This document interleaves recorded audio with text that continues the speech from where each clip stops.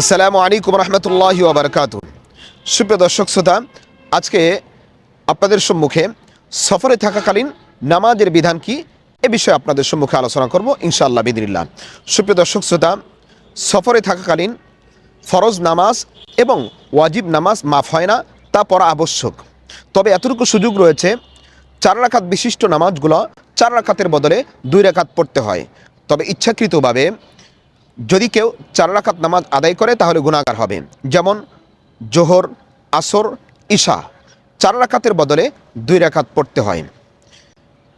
ফজর এবং মাগরিবের নামাজ পুরাই পড়তে হয়।